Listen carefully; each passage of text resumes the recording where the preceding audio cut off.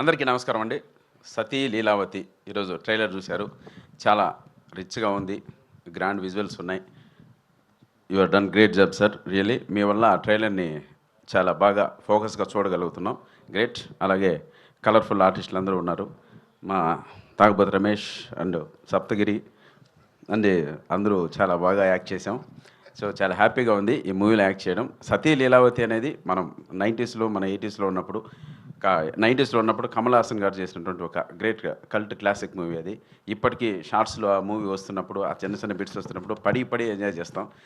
కమల్ హాసన్ గారు యాక్టింగ్ కావచ్చు, ఆయనకి డబ్బింగ్ చెప్పిన మనో గారు కావచ్చు, అవన్నీ మనకు బాగా మనసులో గుర్తుండిపోయాయి. సో అటువంటి టైటిల్తో ఈ సినిమా మళ్ళీ ఇన్నాళ్ళకు వస్తున్నందుకు ఛాలెంజింగ్గా తీసుకొని చేశారు మా సత్య. సో ఓపెన్గా చెప్పాలంటే థియేటర్ల పరిస్థితి మనందరికీ తెలిసిందే, అంతగా కరెక్ట్గా లేదు. జనాలు థియేటర్స్ రావట్లేదు. ఆర్టిస్టులను చూసి జనాలు థియేటర్కి వచ్చేటువంటి పరిస్థితుల్లో ఈరోజు లేదు. ఒక డైరెక్టర్ ఒక అద్భుతమైనటువంటి స్టోరీ టెల్లింగ్ చెప్పి, ఆ డైరెక్టర్ భలే తీశారా సినిమా, ఎక్స్ట్రాడినరీగా తీశాడు అనే ఈ మౌత్ టాక్ గాన బయటికి వెళ్ళగలిగితే అప్పుడు జనాలు నమ్మి లోపలికి వచ్చే పరిస్థితులు వచ్చాయి. ఈ ఆర్టిస్ట్ ఉన్నాడు, ఆ ఆర్టిస్ట్ ఉన్నాడు, వాళ్ళని చూడడానికి వచ్చే పరిస్థితులు అయితే, అంటే ఒక స్థాయి ఆర్టిస్టుల వరకు అయితే ఓకే, 100% ఓపెనింగ్స్ గ్రాండ్గా ఉంటాయి. సో ఇటువంటి సినిమాలకన్నిటికీ డైరెక్టర్ పైనే డిపెండ్ అయింది. సో డైరెక్టర్ గారు అద్భుతంగా ఈ స్టోరీ చెప్పారని మేమంతా నమ్ముతున్నాం. సినిమా కూడా చూసుకున్నాం, చాలా బాగా చెప్పారు.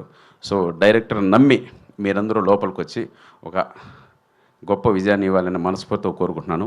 ఇంకా లావణ్య త్రిపాఠి గారి గురించి చెప్పేది ఏమీ లేదు. ఎటువంటి పరిస్థితుల్లో వచ్చి సినిమా చేశారో మనందరికీ తెలుసు. సో చాలా డేర్ స్టెప్ తీసుకొని ఈ సినిమా చేశారు madam. Hats off to you. అలాగే హీరో గారికి, ఇక్కడ మన తెలుగులో చాలా మూవీస్ చేశారు, ఆయన కూడా చాలామందికి పరిచయం ఉన్నారు. సో లావణ్య త్రిపాఠి గారు సింగిల్ హ్యాండెడ్గా సినిమా తీసుకెళ్లారు. సో ఇంకొక కత్తి కరాటే కూడా ఉంది ఈ సినిమాలో.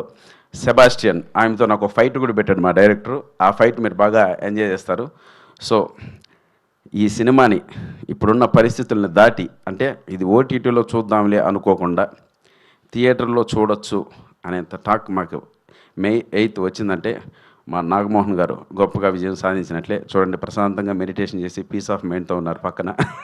సో కాబట్టి సో మా సినిమాని ఆదరిస్తారని మీ అందరికీ చేతులు జోడించి వేడుకుంటున్నాను. మీ సప్తగిరి.